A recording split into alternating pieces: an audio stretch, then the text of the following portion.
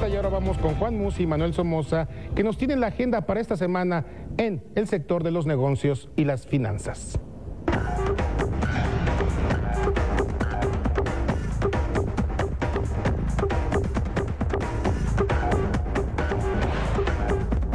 Buenas noches. Como todos los domingos estamos aquí en Mercados en Perspectiva con Juan Musi. Juan, buenas noches. Muy buenas noches, Manuel, qué gusto estar aquí. Y su servidor Manuel Somoza para platicar de los temas económico-financieros de la semana que está terminando y que viene para la próxima.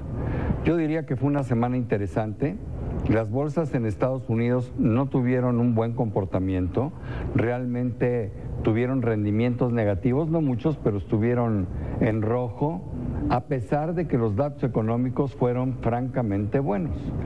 En tanto que en Europa las bolsas fueron ganadoras, lo mismo que en Asia. Las razones en Europa era esperar la noticia del Banco Central Europeo, que se dio a conocer el jueves, y en Asia, pues simplemente el reflejo de todos los mercados anteriores. ¿Qué noticias hubo? Bueno, el Banco Central Europeo dijo, el señor Draghi, que es su presidente, que iba a bajar la tasa de referencia del 0.15 al 0.05. Es una baja muy pequeñita, sin embargo, está indicando que está dispuesto a hacer cosas el señor Draghi.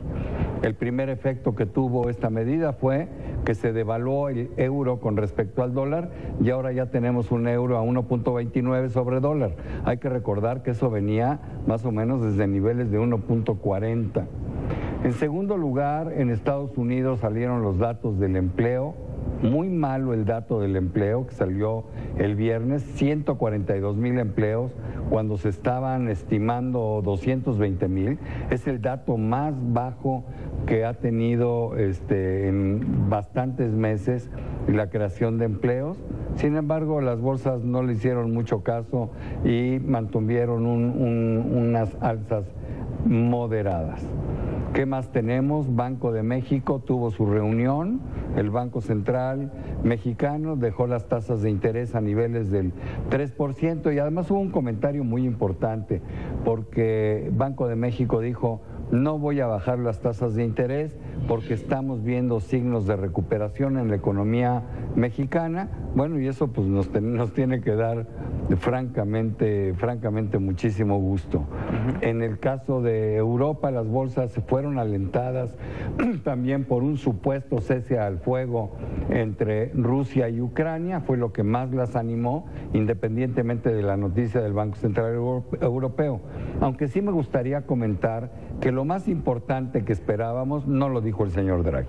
No, así es. No anunció un paquete de estímulos monetarios parecido al de la Reserva Federal y también se supo que quien se opone a ese plan es Alemania. El Bundesbank no está dispuesto a entrarle a medidas no ortodoxas como lo que hizo Estados Unidos, Gran Bretaña, Japón, porque dice que va o puede provocar inflación.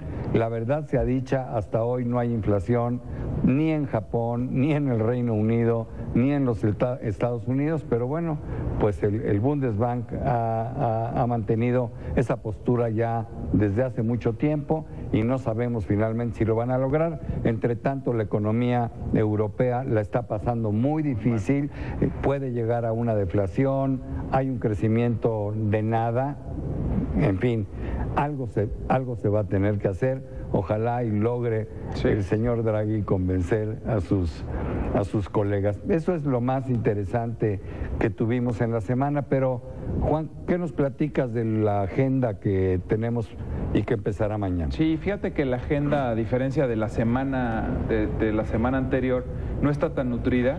Hay indicadores de producción industrial en prácticamente todas las regiones. Salió el viernes pasado el indicador de producción industrial en Europa, volvió a salir muy débil.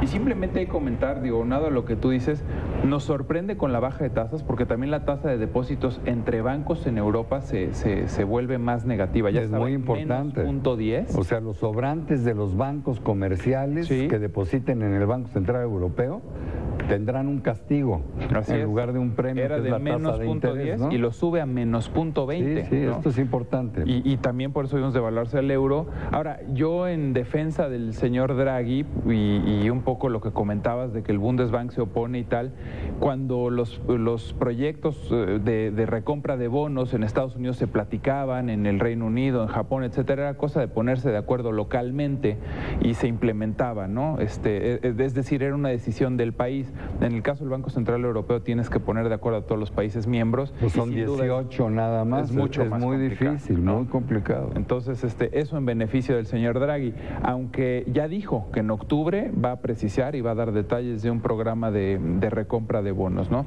Te decía en la agenda, básicamente, además de esto, producción industrial en Japón, producción industrial en Estados Unidos, vuelve a venir un indicador importante, sobre todo de la zona este, confianza al consumidor en Estados Unidos, que debe de venir bien. Coincido contigo, a las bolsas no les pasa gran cosa pese a un mal dato del empleo, porque la economía fundamentalmente en Estados Unidos se está viendo bien y se vio el dato del empleo pues como un dato aislado, ¿no? Pero todos los demás datos se ven robustos, se ven bien. En México vamos a conocer la cifra de inflación, debe de venir una cifra buena y más aún con lo que también ya comentabas, viendo un Banco Central mexicano que no hace nada con su política de tasa monetaria. Evidentemente la inflación no le preocupa y está viendo señales de recuperación.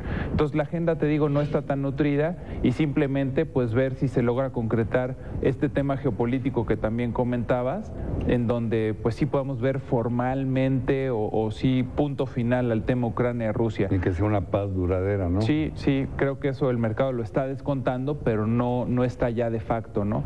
Yo por último simplemente te preguntaría, viendo un dato del empleo débil en Estados Unidos, viendo al Banco Central mexicano no actuar, un poco con todas las noticias que se han dado últimamente, ¿qué le esperará a Estados Unidos y a México en el segundo semestre? ¿De verdad ahora sí vendrá un segundo semestre de recuperación? Bueno, yo estoy convencido de que así será.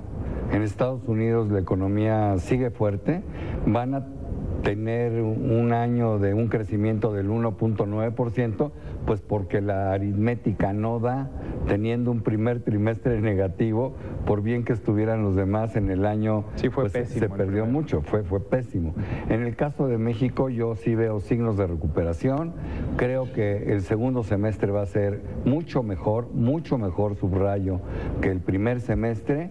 Y sí creo que vamos a llegar, bueno, la estimación que tenemos en sí, estrategias, es de un crecimiento del 2.6%, el gobierno tiene 2.7%, la encuesta de Banco de México dice 2.45%, pues digo, cualquiera puede ser, pero realmente sí creo, y esto es lo importante, que en el 2015 vamos a poder crecer entre el 3,5% y el 4%. Ojalá, Eso sería magnífica noticia. Ojalá así sea. Por razones de tiempo ya no pudimos comentar la noticia del aeropuerto, cómo vemos la bolsa mexicana, pero bueno. A ver si nos la guardamos para la próxima, ¿no? Así es. Pero quiero darles las gracias, estaremos aquí con ustedes el próximo domingo en Mercados en Perspectiva. Juan, muchísimas gracias. Gracias, Manuel. Y a todos ustedes, gracias por su atención a este programa.